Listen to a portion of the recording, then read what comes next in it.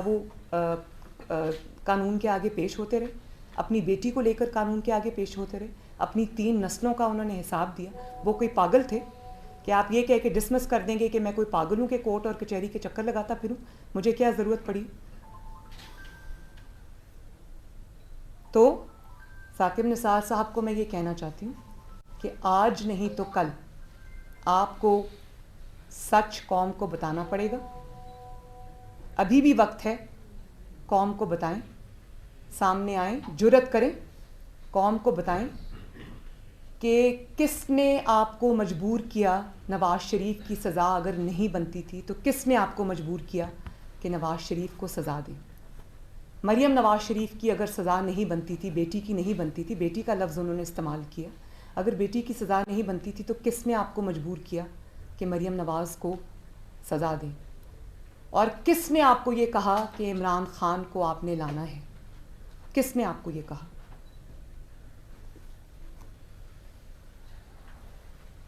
اور اگر آپ کی نظر میں, چیف جسٹس آف پاکستان کی نظر میں وہ سزا نہیں بنتی تھی جس کا اعتراف آپ نے اس آڈیو میں کیا, تو آپ نے کیوں قانون اور انصاف کا قتل کیا؟ یہ جانتے ہوئے کہ وہ سزا نہیں بنتی, آپ نے کیوں وہ سزا دی, کس کے کہنے پہ دی, یہ آپ کو ایک نہ ایک دن قوم کو بتانا پڑے گا. اور آپ پاکستان میں انصاف کی ہائیسٹ کرسی پر بیٹھے تھے, اور وہ کون تھا جس کو آپ چیف جسٹس آف پاکستان ہوتے ہوئے بھی انکار نہیں کر سکے. آپ اس کو یہ نہیں کہہ سکے کہ یہ سزا نہیں بنتی, یہ مت دو. اور اگر آپ نے, جس طرح آپ نے اپنی آڈیو میں کہا کہ میں نے دوستوں کو سمجھانے کی کوشش کی ہے, اور اگر آپ نے ان دوستوں کو سمجھانے کی کوشش کی تھی اور وہ نہیں مانے, تو آپ چیف جسٹس آف پاکستان ہوتے ہوئے آپ نے کیوں ایک غیر قانونی, غیر آئینی قدم کو اٹھانے پر آپ مجبور ہوئے؟ کیوں غیر قانونی اور کیوں غیر آئینی اقدامات کو ماننے پر آپ مجبور ہوئے؟ اس کا جواب آپ کو قوم کے سامنے اب دینا پڑے گا. اور اگر آپ شوکت عزیز صدیقی صاحب, ارشد ملک صاحب, FIA کے جو DG تھے, ان کی, جو بشیر میمن صاحب تھے, ان کی گواہی کو بھی چھوڑ دیں, آپ گلگت بلتستان کے چیف جج کے ایفیڈیوٹ کو بھی چھوڑ دیں, آپ اس آڈیو کو بھی چھوڑ دیں, لیکن میں یہ جو پچھلے 5 سال کے واقعات ہیں, جس طرح سے وہ سازش جس کا ذکر شوکت عزیز صدیقی نے کیا, 2 سال کی محنت ضائع ہو جائے گی, ارشد ملک نے کیا, بشیر میمن نے کیا, گلگت بلتستان کے چیف جج نے کیا, اب اس آڈیو میں جو آیا ہے یہ 5ویں شہادت آئی ہے نواز شریف کے حق میں اور PMLN کے حق میں. تو اگر ہم ان شہادتوں کو بھی ابھی سائڈ پہ رکھ دیں تو مجھے یہ بتائیں کہ پچھلے 5 سال میں قوم کی آنکھوں کے سامنے جو واقعات ہوئے وہ کیا اتنی جلدی قوم بھلا سکے گی؟ سب سے بڑی چارج شیٹ, سب سے بڑی شہادت تو وہ ہے جو قدرت نے 5 سال میں جس طرح سے ان کی سازشیں انفولڈ ہوئی ہیں, سب سے بڑی تو ثبوت وہ ہیں جن کو کوئی نہیں جھٹلا سکتا. کیا آپ اس بات سے انکار کر سکتے ہیں کہ عوام کے منتخب وزیر اعظم جس کا نام نواز شریف تھا, اس کو ایک سازش کے تحت اس کے عہدے سے ہٹایا گیا؟ کیا اس کے لیے کسی فورینزک کی ضرورت ہے؟ کیا اس بات سے آپ انکار کر سکتے ہیں کہ اس وقت کے چیف جسٹس, جب پیناما آیا تھا, اس وقت کے چیف جسٹس نے فریولس کہہ کر اس پٹیشن کو اٹھا کر عدالت سے باہر پھینک دیا تھا؟ کیا آپ اس بات سے انکار کر سکتے ہیں کہ پھر جسٹس کھوسا نے عمران خان صاحب کو کہا کہ آپ ادھر ادھر کیا پھر رہے ہیں, یہ درخواست نواز شریف کے خلاف میرے پاس لے کے آئیں, ہم اس کا فیصلہ کرتے ہیں. کیا اس کو کسی فورینزک کی ضرورت ہے؟ کیا آپ اس بات سے انکار کر سکتے ہیں کہ پاناما میں 400 450 افراد کے نام آئے, ان میں سے کسی کو کچھ نہیں کہا گیا, لیکن جس شخص کا نام پاناما میں نہیں آیا اسی کو پکڑ کے آپ نے سزا دے دی, اور اس شخص کا نام ہے محمد نواز شریف؟ کیا اس بات کے لیے بھی کسی فورینزک آڈٹ کی ضرورت ہے؟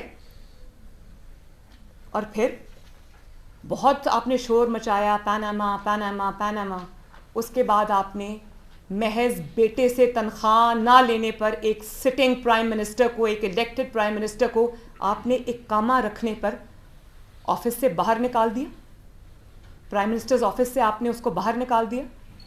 کیا اس بات کو آپ جھٹلا سکتے ہیں؟ اور بلیک لا ڈکشنری آپ لے آئے, کیا اس کو بھی اس فیصلے کو بھی, جو بدنام زمانہ جس کو فیصلہ کہا جاتا ہے, کیا اس کے لیے بھی کسی فورینزک کی ضرورت ہے؟ اور پھر اس کے بعد پہلی بار highest court of Pakistan, supreme court of Pakistan خود پارٹی بنتا ہے اور نیب کو کہتا ہے کہ یہ ریفرنسز کو داخل کرو. کبھی ایسا سنا آپ نے کہیں؟ کیا اس بات کے لیے بھی فورینزک آڈٹ کی ضرورت ہے؟ اور پھر اس کے بعد جے آئی ٹی بنتی ہے. جے آئی ٹی میں واٹس ایپ سے کالز کر کے ہیرے لائے جاتے ہیں. کیا میں پوچھ سکتی ہوں کہ وہ ہیرے آج کہاں ہیں؟ وہ ہیرے کہاں گم ہو گئے؟ اور جب پینڈورا باکس آیا تو کیا پینڈورا پیپرز ہیں, کیا ہے پینڈورا پیپرز آیا تو اس وقت وہ جے آئی ٹی کہاں تھی؟ اس وقت وہ ہیرے کہاں تھے جو دن رات, جن کو کورٹ میں بھی جب ہمارا کیس چل رہا تھا تو کہا گیا کہ جنات کام کرتے تھے, سامنے تو وہ 5-6 لوگ تھے جن کے سامنے ہم پیش ہوئے. ایک سٹنگ پرائم منسٹر گریڈ 18 کے آفیسر کے سامنے پیش ہو رہا ہے, ریٹائرڈ آئی ایس آئی کے آفیسر کے سامنے, بریگیڈیئر کے سامنے پیش ہو رہا ہے. آپ کو بالکل بھی شرم نہیں آئی اس قسم کے کام کرتے ہوئے؟ آج کہاں ہیں وہ ہیرے؟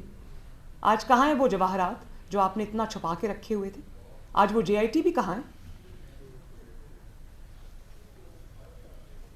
میرا خیال ہے کہ وہ ہیرے ثاقب نثار صاحب کے ساتھ آئے تھے اور ثاقب نثار صاحب کے ساتھ ہی وہ رخصت ہو گئے. پھر کون سا ایسا پاکستان کی 74 سال کی تاریخ میں کیس ہے جس میں سپریم کورٹ جب نیب کو ریفرنسز بھیجتا ہے تو اس پر ایک مانیٹرنگ جج مقرر کر دیتا ہے؟ کون ہے, کون سا کیس ہے؟ ایک ہے تو بتائیں, ایک ہے اگر 74 سال کی تاریخ میں تو بتائیں کہ کسی بھی کیسز کے اندر, ریفرنسز سے اندر اوپر آپ نے مانیٹرنگ جج بٹھا دیا. وہ کیا مانیٹر کر رہا تھا؟ وہ یہ مانیٹر کر رہا تھا کہ کہیں کسی طرح سے کوئی انشور کیا جائے کہ سزا نواز شریف اور مریم نواز کو ملے. وہ ہمارے سامنے, وہ میں ان صحافی حضرات کو, کچھ یہاں تشریف بھی رکھتے ہیں, یہ بیٹھے ہوئے میرے بہادر بھائی میرا خیال ہے جنہوں نے ان کو ایکسپوز کیا تھا, جو فون کے کور سے اس طرح اپنا منہ چھپا کر احتساب عدالت سے نکل رہے تھے. آپ ہی تھے نا وہ؟ آئی ایم سوری, اس کے بعد آپ کو بہت مشکلات سے گزرنا پڑا, لیکن میں آپ کو سلوٹ کرتی ہوں. تو کیا اس کے لیے بھی کسی فورینزک آڈٹ کی ضرورت ہے؟ یہ بیٹھے ان سے پوچھیں. اور یہیں پر آپ کو تسلی نہیں ہوئی تو آپ نے نواز شریف کو, چیف جسٹس صاحب ثاقب نثار صاحب, آپ نے نواز شریف کو پارٹی کی صدارت سے بھی ہٹا دیا. کوئی ہے پریسیڈنٹ, لیگل پریسیڈنٹ ہے اس بات کا 74 سال کی تاریخ میں؟ اس کے لیے بھی کوئی فورینزک آڈٹ کی ضرورت ہے؟ نواز شریف کو آپ نے تا حیات نااہل کر دی. مجھے کوئی عوامی عہدہ رکھے بغیر کوئی ثبوت میرے خلاف, آج بھی کو اسلام آباد ہائی کورٹ پوچھ رہی ہے نیب سے کہ ثبوت کہاں ہے, اور نیب 2 ہفتے مانگ لیتی ہے کیونکہ ثبوت نہیں ہے. کوئی ثبوت رکھے بغیر مجھے بھی 7 سال کے لیے نااہل کیا. تو کیا اس کے لیے بھی کسی فورینزک آڈٹ کی ضرورت ہے؟ پھر یہ میرے ساتھ بیٹھے ہیں میرے سینئرز, میرے بڑے بھائی سب بیٹھے ہیں, میرے انکلز بیٹھے ہیں یہاں پر. یہ میرے دائیں بیٹھے ہیں شاہد خاقان عباسی صاحب, بائیں بیٹھے ہیں احسن اقبال صاحب, میرے پارٹی کے پریزیڈنٹ شہباز شریف صاحب, حمزہ شہباز شریف صاحب, رانا ثناء اللہ صاحب, یہ جاوید لطیف صاحب, یہ بیٹھے ہیں آپ کے سامنے جن سے سینیٹر کی سیٹ بھی چھین لی گئی. تو کیا یہ جن مقدمات سے گزر کے آئے ہیں, رانا ثناء اللہ صاحب کا تو ایک کلاسک کیس ہے, ہیروئن آپ نے ان کے اوپر ڈال دی اور آج تک آپ کوئی ثبوت پیش نہیں کر سکے. اس کے علاوہ جو میرے ساتھی, میرے بزرگ, میرے بھائی یہاں پر پارٹی کے لوگ نہیں بیٹھے, مجھے حنیف عباسی صاحب بھی یاد آ جاتے کہ جب حنیف عباسی صاحب الیکشن سے پہلے, ان کو تو آپ نے جیل میں ڈال دی, اور ان کا جو اپوننٹ ہے, میں اس شخص کا نام بھی لینا نہیں چاہتی, آج وزیر ہے وہ, اس کی آپ الیکشن کیمپین چلا رہے تھے جا کے پنڈی کی سڑکوں پر. کیا وہ بھی اس کو بھی فورینزک آڈٹ کی ضرورت ہے؟ پھر جب ہمارے سینٹ کے الیکشنز تھے تو ہمارے سینیٹرز سے، جو پی ایم ایل این کے سینیٹرز تھے، ان سے آپ نے شیر کا نشان چھین لیا. آپ نے ان لوگوں سے حق چھین لیا کہ وہ اپنی پارٹی کے نشان سے الیکشن لڑیں. آپ نے شیر کا نشان ان سے چھین لیا کیونکہ آپ فیور کرنا چاہتے تھے کسی کو، اور آپ اس کے لیے مسلم لیگ نون کے سینیٹرز کو جو سینٹ میں نہیں آنے دینا چاہتے تھے، آپ نے ان سے شیر کا نشان چھینا. تو کیا آپ اس تاریخ کو جھٹلا سکتے ہیں؟ اس کے لیے بھی کسی فورینزک آڈٹ کی ضرورت ہے. اور پھر آپ نے خود یہ اپنی آڈیو میں فرمایا کہ آپ کو کہا گیا کہ عمران خان کو لانا ہے. تو اس کے لیے بھی کسی فورینزک آڈٹ کی ضرورت نہیں ہے. جس طرح سے آپ نے انصاف کا قتل کیا، جس طرح سے آپ نے نواز شریف اور اس کے پورے خاندان اور اس کی پوری پارٹی پاکستان مسلم لیگ نون کے لیے آپ نے انصاف کا ایک الگ معیار قائم کیا، تو اسی طرح آپ نے عمران خان جیسے جھوٹے اور سازشی شخص کو بیل آؤٹ کرنے کے لیے، اس کو لانے کے لیے آپ نے اس کے لیے انصاف کا بالکل ہی ایک الگ معیار قائم کیا. میں بتاتی ہوں کیسے. کیونکہ عمران خان کو لانا تھا، آپ کو حکم آیا کہ عمران کو لانا ہے. جس معیار پر نواز شریف صاحب پی ایم ایل این کو پرکھا گیا اور جس معیار پہ عمران خان صاحب کو پرکھا گیا، یہ بھی سن لیں. جب عمران خان صاحب پہ کیس فائل ہوا تو ظاہر ہے کیونکہ اب کیس فائل ہوا تھا، سننا تو پڑنا تھا، تو سنا. جتنے انہوں نے جھوٹے ایفیڈیوٹس دیے، جھوٹی منی ٹریل دی، اب میں نام نہیں لینا چاہتی ان کے کسی بھی فیملی ممبر کا کہ اس نے اس کو بھیجی، اس نے اس کو بھیجی. 20 سال سے جو بینک بند ہو گیا تھا اس کے اچانک سے کسی نے پیپرز پروڈیوس کر دیے. نہ ان کی فیملی میں سے کسی کو بلایا گیا، نہ ان کے کسی فیملی ممبر کو کٹہرے میں کھڑا کیا گیا. نواز شریف کی تو بیٹی نے بھگتا، اس کے بھائی نے بھگتا، اس کے بھتیجے نے بھگتا، ان کی پارٹی نے بھگتا. عمران خان کے کسی فیملی ممبر کو بلایا گیا اور پوچھا گیا کہ یہ جو آپ نے جھوٹی منی ٹریل دی ہے جس کا نہ سر ہے نہ پیر ہے، یہ آپ کہاں سے لے کے آئے ہیں؟ اس کو منوئن آنکھیں بند کر کے ایک صحیفے کی طرح اس کو سچ مان لیا گیا. کیا عمران خان کا کوئی اہل خانہ سنگین ترین الزامات کے باوجود جیل گیا؟ کیا عمران خان کو نے جو جھوٹی منی ٹریل پیش کی اس پر کسی کو کوئی جے آئی ٹی بنی؟ کوئی اعتراض ہوا؟ کوئی جسٹس کھوسا نے کہا کہ ہمارے پاس لے کے آؤ؟ کیا کوئی سوال ان سے پوچھا گیا؟ اور اس کے بعد جب عمران خان کا بنی گالا والا محل ریگولرائز کرانے کی باری آئی تو یو سی، جو وہاں کی یو سی ہے، اس نے اسٹیٹمنٹ دیا کہ یہ جو پیش کیا گیا ہے جو اجازت نامہ، یہ کمپیوٹرائزڈ ہے، اور جس وقت کا یہ اجازت نامہ اس وقت تو ہمارے پاس کمپیوٹر ہی نہیں تھا. تو کس طرح، کیا اس بات کے لیے بھی اب کسی فورینزک آڈٹ کی ضرورت ہے؟ کیا اس بات میں بھی اب کوئی شک کی گنجائش ہے کہ کس طرح، کیونکہ آپ کو حکم تھا کہ آپ نے عمران خان کو لانا تھا، کس طرح آپ نے ان کے اوپر جو سیریس ایلیگیشنز تھے، جو اتنی ان کی گلیئرنگ ثبوت تھے ان کے خلاف، آپ نے کس طرح ان کو نظر انداز کیا؟ تو میں بہت خوش ہوں، اللہ تعالیٰ کی شکر گزار ہوں کہ جس کو صادق اور امین کا سرٹیفکیٹ جاری ہوا وہ بھی آج پوری قوم بلکہ پوری دنیا کے سامنے ایکسپوز ہو گیا، اور اس کو صداقت اور امانت کا جھوٹا سرٹیفکیٹ جاری کرنے والا ثاقب نثار، وہ بھی آج پوری دنیا کے سامنے ایکسپوز ہو گیا. اور میں یہ بھی بتا دوں کہ یہ سلسلہ کیونکہ اللہ تعالیٰ کی طرف سے یہ رکنے والا نہیں ہے. جب آپ گناہ کرتے، جب آپ ایک سازش کرتے ہیں تو آپ اس وقت اپنی طاقت کے نشے میں ہوتے ہیں، اقتدار کے نشے میں ہوتے ہیں، تو آپ کو یہ نہیں پتہ ہوتا کہ آپ اپنے پیچھے کتنے ثبوت چھوڑ کے جا رہے ہیں. ان ثبوتوں کو منظر عام پہ آنا تھا. ان ثبوتوں کو سامنے لانے میں نہ نواز شریف صاحب کا کوئی کردار ہے، نہ میرا کوئی کردار ہے، نہ میری پارٹی کا کوئی کردار ہے. یہ سب قدرت کا نظام ہے اور قدرت کے نظام کو حرکت میں آنا ہی تھا. اور اب جب قدرت کا نظام حرکت میں آیا، اس کے فیصلے بھی اس کے ہوتے ہیں، ٹائمنگز بھی اس کی ہوتی ہیں، تو ان کو اب منہ چھپانے کی جگہ نہیں مل رہی. تو بات یہ ہے کہ باقی چیزوں کو تو آپ نظر انداز کر سکتے ہیں، لیکن پچھلے 5 سال کی جو تسلسل کے ساتھ یہ واقعات ہوتے رہے ہیں، اس کو آپ جھٹلا سکتے ہیں؟ یہ سب سے بڑی چارج شیٹ ہے آپ کے خلاف. آڈیو بھی وہی کہہ رہی ہے, ایفیڈیوٹ بھی وہی کہہ رہا ہے, شوکت عزیز صدیقی صاحب بھی وہی کہہ رہے ہیں, ارشد ملک نے بھی وہی کہا تھا, بشیر میمن صاحب بھی وہی کہہ رہے ہیں. تو جو شہادتیں وقت نے دی ہیں, جو شہادتیں اللہ تعالیٰ کی طرف سے آئی ہیں, ان کے جو سازشیں ہیں وہ جس طرح منہ کے بل گری ہیں, ان شہادتوں کا نہ کوئی انکار کر سکتا ہے, نہ ان کو کوئی جھٹلا سکتا ہے, کیونکہ جو واقعات بھی ہوئے ہیں وہ آپ کے سامنے, میرے سامنے, اور جو پاکستانی قوم مجھے سن رہی ہے بلکہ پوری دنیا کے سامنے ہوئے ہیں. کسی بھی آڈیو میں, کسی بھی ایفیڈیوٹ میں, کسی بھی ٹی وی کی سٹیٹمنٹ میں, کسی بھی جج کی سٹیٹمنٹ میں وہ سب چیزیں جو قوم نے 5 سال اپنی آنکھوں کے سامنے ہوتی دیکھی, ان میں, ان آڈیوز ویڈیوز میں بھی سب کچھ وہی. تو واقعات سچے اور آڈیوز اور ویڈیوز جھوٹی.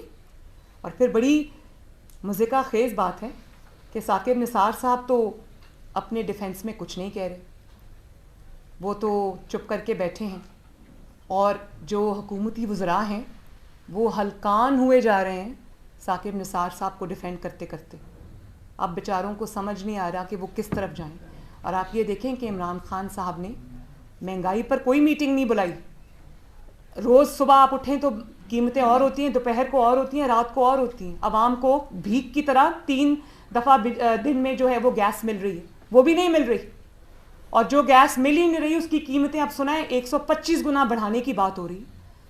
تو جی 175. تو اب آپ مجھے یہ بتائیں کہ اس پہ تو عمران خان سے اپنی میٹنگ نہیں کی, لیکن جب یہ آڈیو آئی اپنے ترجمانوں کا اجلاس بلا لیا, اپنے وزراء کا اجلاس بلا لیا اور کہا کہ نون لیگ کا دور یاد کراؤ. بھئی نون لیگ کا دور یاد کراؤ گے تو لوگوں کو 5.8% گروتھ یاد آئے گی. نون لیگ کا دور لوگوں کو یاد کراؤ گے تو لوگوں کو موٹر ویز, سڑکیں, میٹرو بس, اورنج لائن اور کم قیمتیں اشیاء خرد و نوش کی وہ یاد آئیں گی. تو نون لیگ کا دور تو لوگوں کو اپنے آپ یاد آ رہا ہے, آپ کو یاد کرانے کی ضرورت نہیں ہے. آپ نے جو تباہی ملک کی ہے, نون لیگ کا دور اپنے آپ لوگوں کو یاد آ رہا ہے, بلکہ جو چیز شاید نہیں بھی یاد آنی تھی وہ بھی یاد آ رہی ہے. تو بات یہ ہے کہ جو حکومتی وزراء شاہ سے زیادہ شاہ کے وفادار بن رہے ہیں, ان کو کسی نے یہ بھی نہیں سمجھایا کہ جب آپ ثاقب نثار صاحب کے ڈیفنس میں سامنے آئیں گے اور ہلکان ہوں گے اور اپنے آپ کو خراب کریں گے تو وہ ثاقب نثار کے حق میں نہیں جاتی, وہ بات ان کے اگینسٹ جاتی ہے. کیونکہ ساری دنیا کو یہ پتہ ہے کہ ثاقب نثار صاحب نے جس سازش کا وہ مہرہ بنے, اس سازش کے بینیفیشری کا نام ہے عمران خان. اور اس سازش کے نتیجے میں یہ حکومت 2018 میں قیام میں آئی. اس سازش کے نتیجے میں نواز شریف کے ساتھ اور پی ایم ایل این کے ساتھ اور شہباز شریف کے ساتھ جو ہوا وہ ہوا. تو یہ ثاقب نثار کو نہیں بچا رہے حکومتی وزراء اور عمران خان, یہ اپنے آپ کو بچا رہے ہیں. ان کو خوف ثاقب نثار کے ایکسپوز ہونے سے نہیں آ رہا. ان کو پتہ ہے کہ ثاقب نثار جب ایکسپوز ہوگا تو ہم بھی ایکسپوز ہوں گے, کیونکہ ہم اس سازش کے سب سے بڑے مورد ہیں. تو یہ جو حکومتی وزراء کی طرف سے بیانات آ رہے ہیں یہ صرف اور صرف اپنی جان بچانے کی کوشش ہے, ثاقب نثار کو بچانے کی کوشش نہیں ہے. اور ثاقب نثار صاحب سے میری ریکویسٹ ہے کہ اپنا ڈیفنس خود کریں. جب یہ آپ کا ڈیفنس کرتے ہیں تو آپ کا کیس مزید خراب ہوتا ہے.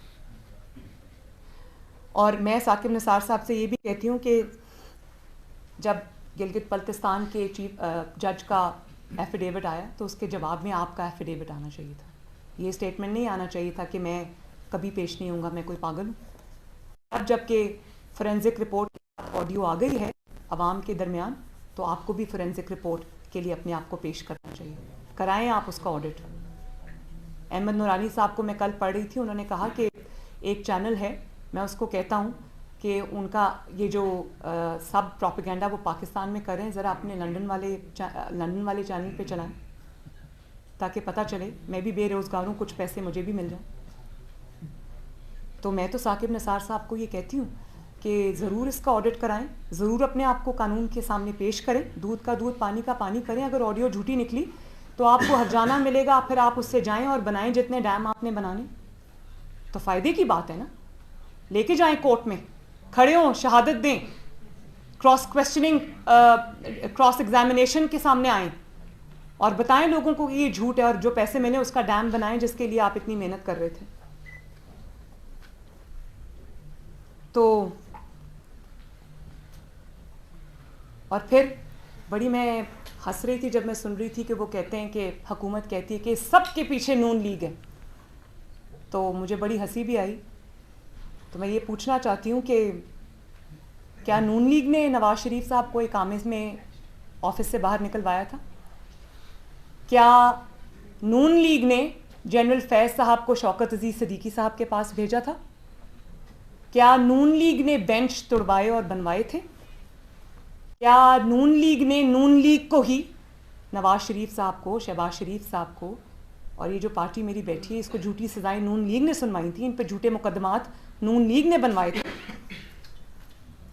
کیا نون لیگ نے آر ٹی ایس بٹھایا تھا؟ کیا نون لیگ نے 2018 کا الیکشن چوری کیا تھا اور اس کے نتیجے میں عمران خان کو مسلط کیا تھا؟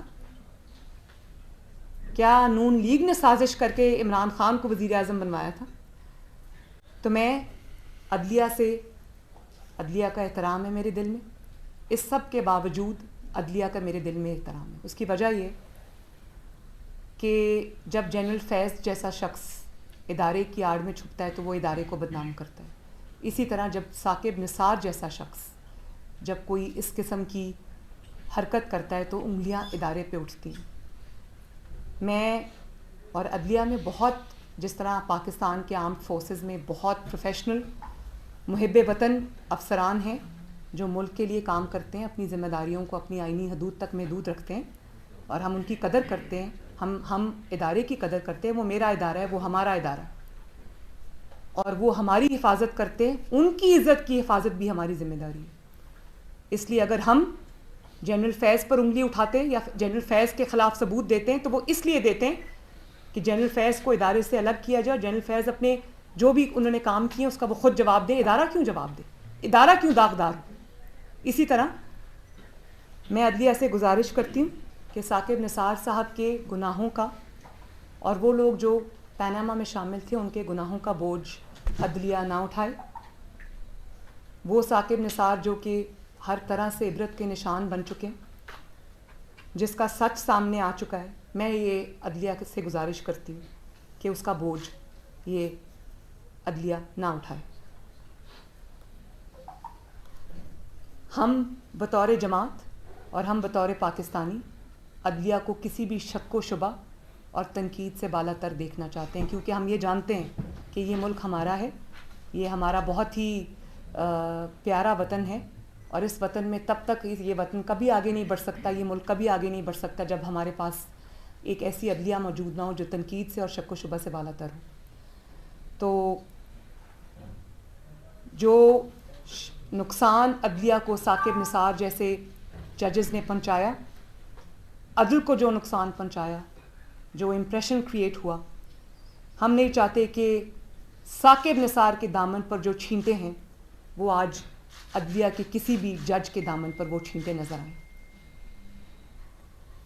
ثاقب نثار شاید آج نہ بتا سکیں کہ کس نے ان کو یہ سب کرنے میں مجبور کیا تھا, لیکن اس میں بہت سارے لوگوں کے لیے عبرت ہے.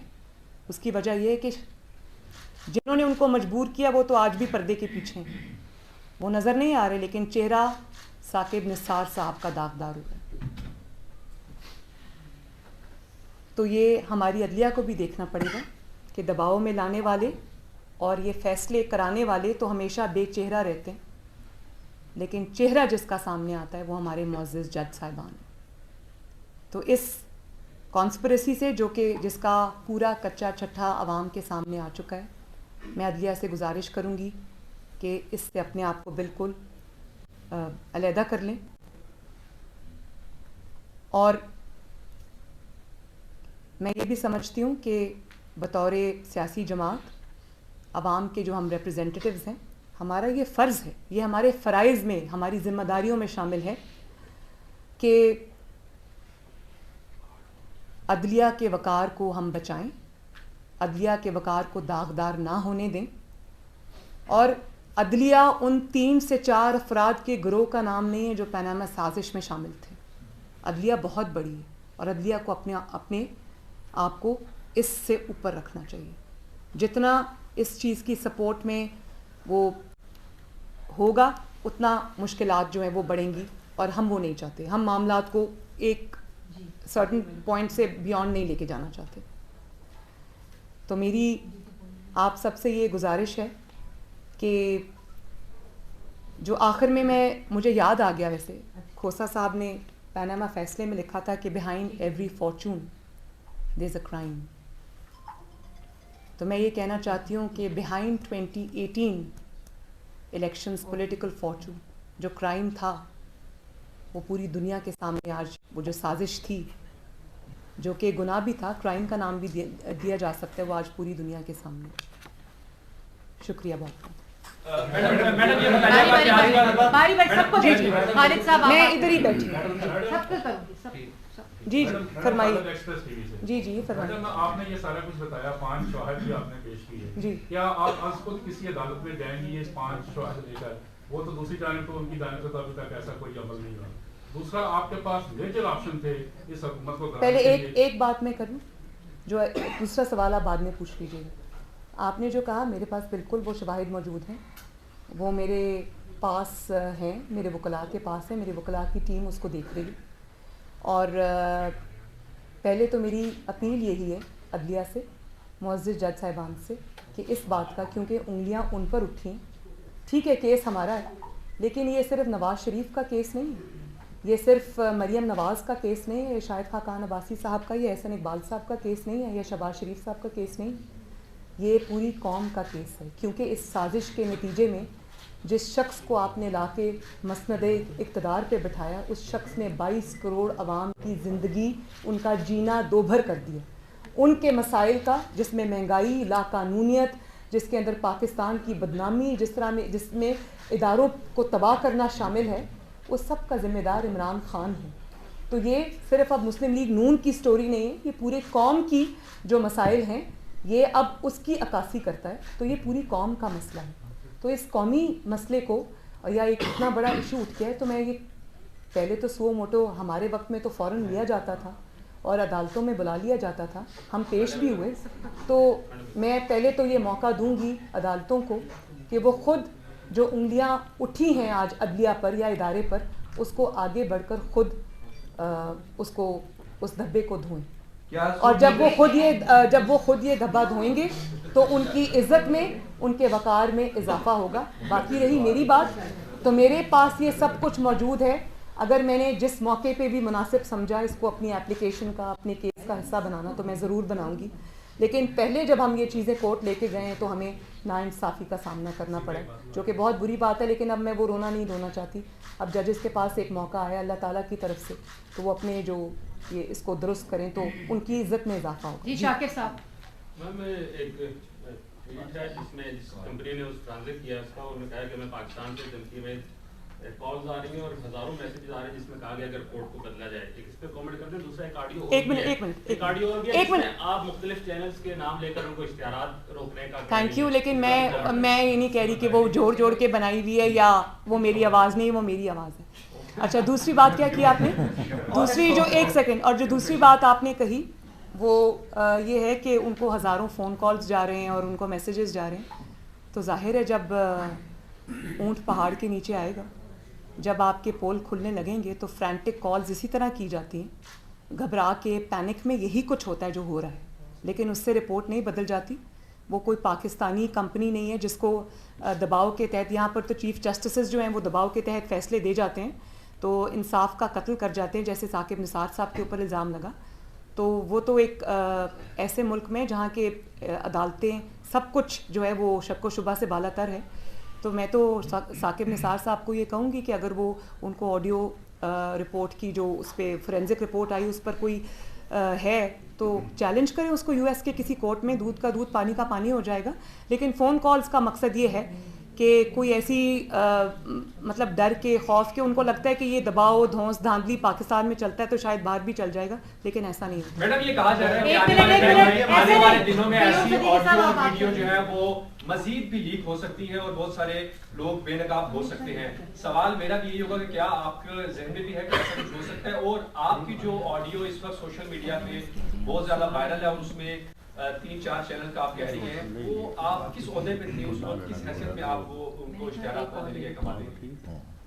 دیکھیے وہ میری پارٹی کا میڈیا سیل میں تب چلا رہی تھی، وہ بہت پرانی ہے، لیکن میں نے جب کہہ دیا کہ وہ میں یہ نہیں کہہ رہی کہ وہ توڑ جوڑ کے میری فلاں تقریر سے نکال کے بنائی گئی ہیں، تو میں یہ بات سامنے آ گئی.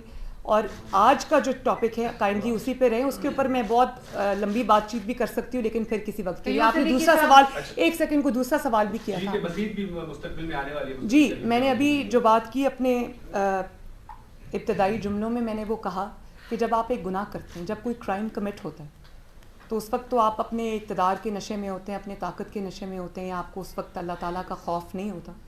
تو آپ جو کر رہے ہوتے ہیں، آپ کو یہ سمجھ نہیں آ رہی ہوتی کہ آپ کتنے ثبوت چھوڑ کے جا رہے ہیں. اور اللہ تعالیٰ کا ایک اصول ہے، قدرت کا اصول ہے کہ سچ نے سامنے آ کے رہنا ہوتا ہے، تو سچ تو سامنے آئے گا. اب یہ جتنا بھی اپنا چہرہ چھپائیں، ریت میں سر دبائیں، کچھ بھی کریں، ثبوتوں نے سامنے آنا ہے اور اس کا وقت آ چکا ہے. شکریہ. آپ نے جو کہا ہے پاناما نکالا، کسی کو لانا کسی کو سزا دے. جی نہیں، یہ میں نے تو نہیں کہا، یہ تو ثاقب نثار صاحب نے کہا. جی اس میں جس بینچ نے سزا دی تھی، اس بینچ کے ایک فاضل رکن آج چیف جسٹس پاکستان ہیں. جی. اور صادق اور امین قرار دینے والے بینچ کے جو ممبر ہوں گے وہ اگلے چیف جسٹس ہوں گے. جی. آپ ایسی صورت میں اس عدلیہ سے اپنی انٹروسپیکشن کا مطالبہ، آپ کو نہیں لگتا کہ شاید ایک بھینس کے آگے بین بجانے والی بات؟ دیکھیں، میں یہ سمجھتی ہوں کہ جو ثاقب نثار صاحب نے کیا اور جس طرح سے سچ ان کے سامنے آیا، جو جنرل فیض صاحب نے کیا اور جس طرح سے سچ ان کے سامنے آیا، تو یہ بہت لوگوں کے لیے عبرت کا نشان ہے. اور اس میں بہت سارے لوگوں کے لیے نشانیاں ہیں، چاہے وہ ریٹائرڈ ہیں یا وہ سٹنگ ہیں. تو اس میں سب سے بڑی جو ٹیک ہوم پوائنٹ ہے وہ یہ ہے کہ سچ کبھی چھپ نہیں سکتا. تو بہتر ہے جتنی جلدی ان غلطیوں کا ادراک کیا جائے، ان کو سدھارا جائے، ان کو ریکٹیفائی کیا جائے. جتنی جلدی اس بدنامی سے اور اس جو تنقید ہے یا جو آپ کے اوپر انگلیاں اٹھ رہی ہیں، جس طرح سے اٹھ رہی ہیں، اس سے جتنی جلدی اس کو سیدھے راستے پہ ڈالا جائے. اب یہ عدلیہ کے اپنے ہاتھ میں. انٹروسپیکشن کی امید تو ہم کر سکتے ہیں نا، امید تو ہمیں اس کا حق تو دے رہے. جو معاملہ ہے وہ عدالت میں ہے، سزا ہوئی میاں نواز شریف صاحب کو، آپ کو، کیپٹن صفدر صاحب کو، تو عدالتوں سے ہوئی. آپ کو ریلیف بھی اگر ملے گا تو آپ کو کورٹ سے ہی ملنا ہے. تو جو ایویڈنس آ رہے ہیں، آپ کہیں کہ عدالتیں از خود جو ہے وہ ٹیک اپ کر لیں، اگر وہ نہیں کرتی تو یہ آپ کو، آپ کے جو بھی لیگل ٹیم ہے اس کو یہ ایویڈنس ریکارڈ کے اوپر لے کر آنا ہے. دیکھیں ایک منٹ، ایک جو اشرف ملک صاحب والا معاملہ آیا تھا اس میں تو پہلے ہی جو آصف سعید کھوسہ صاحب نے اس جو ایویڈنس تھا اس کو تو اس کیس کے سے الگ کر دیا، ڈیٹیچ کر دیا. تو اب آپ کو الگ سے ایک کیس فائل کرنا پڑے گا، کیونکہ جو ایگزسٹنگ کیس ہے اس میں کوئی نیا ریکارڈ نہ باہر سے آ سکتا ہے، نہ نیب لا سکتا ہے، نہ آپ لے کر آ سکتے ہیں. تو اب آپ کو ایک الگ سے کیس کرنا پڑے گا. نہیں، میں نے تو سپلیمنٹری اپلیکیشن میں جنرل فیض صاحب کا پورا کیس میں لے کر گئی ہوں.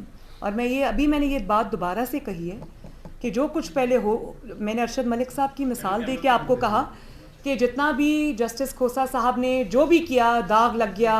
ارشد ملک صاحب ایک دھبا تھے، تو وہ دھبا دھونے کی کیا کوشش ہوئی سوائے اس کے کہ آپ نے سچ بولنے والے جج کو یا اپنا اعتراف جرم کرنے والے کو نکال دیا.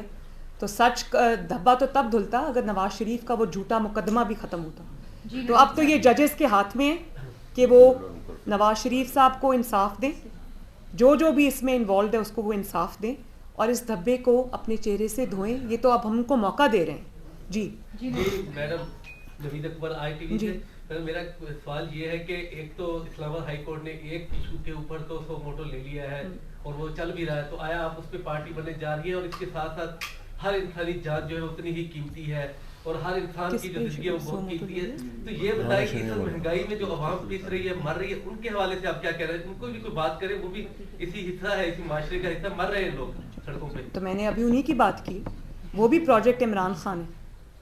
تو میں تو یہ کہہ رہی ہوں کہ وہ صرف نواز شریف کا، مریم نواز کا، مسلم لیگ نون کا مجرم نہیں ہے، وہ 22 کروڑ عوام کا مجرم ہے. ان کی تکالیف کا، ان کی مصائب کا، ان کی پریشانیوں کا، ان کے جو آج کل گھروں میں فاقے آ گئے ہیں، وہ اس کا ذمہ دار ہے. تو میں تو خود یہ کہہ رہی ہوں. جی مریم، آپ سمجھتی ہیں کہ جنرل فیض کے ISI سے چلے جانے کے بعد اسٹیبلشمنٹ کی پالیسی تبدیل ہو گئی ہے؟ دیکھیں میں اس پہ تو کامنٹ نہیں کر سکتی، لیکن میں یہ امید ضرور کر سکتی ہوں جیسے شاہد خاقان عباسی صاحب نے کہا تھا کہ جنرل فیض نے جس طرح سے اپنی تباہی اور بربادی کی ہے اور ساتھ ان کی وجہ سے ادارے پر بھی انگلیاں اٹھی ہیں جو کہ نہیں اٹھنی چاہیے تھیں، اس سے بہت سارے لوگوں کو سبق مل گیا. جنرل فیض نے خود کیا تھا. بس چلیں آخری کویسچن پلیز، آخری کویسچن، مجھے لاہور کے لیے نکلنا ہے بھائی.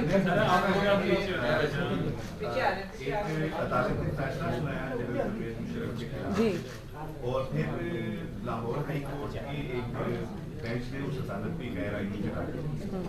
وہ معاملہ سپریم کورٹ آف پاکستان میں زیر التوا ہے کیونکہ مقدمہ جو سنگین غداری کا تھا وہ مختلف عموم کے طور میں چلا تھا اور اس کے بہت سارے کانسیکوینسز آپ فیس کر پاتے. تو ایک تو وہ پٹیشن زیر التوا ہے، دوسرا جو فیض آباد درگاہ کیس کا فیصلہ تھا اس کا ریویو جو تھا وہ وقت پہ فائل نہیں کیا گیا تھا. اس وقت جو پہلے فائل کیا گیا وہ واپس کر لیا گیا. وہ ایک فیصلہ بھی پڑا ہوا ہے سپریم کورٹ کے 2 رکنی بینچ پر جس پر ابھی تک عمل درآمد نہیں ہوا. تو اگر آپ ان 2 کیسز میں مسلم لیگ نون کیا سمجھتے ہیں کہ ان میں آپ کو جانا چاہیے تاکہ اس میں بہت ساری وہ چیزیں جو ہے وہ شاید حل ہونے کی طرف جائیں گی جن. دیکھیں میں اس کو ایک بہت جنرلائز ٹرمز میں اس کا جواب دے دیتی ہوں کہ ان چیزوں کا فیصلہ تو ہونا ہے. عوامی عدالت میں تو یہ فیصلے ہو چکے ہیں، عوامی عدالت میں یہ بھی پتہ ہے مجرم کون ہے اور ملزم کون ہے، لیکن وقت نے ان چیزوں کا فیصلہ کرنا ہے اور میرا خیال ہے کہ وہ وقت قریب ہے. بہت بہت شکریہ. Thank you.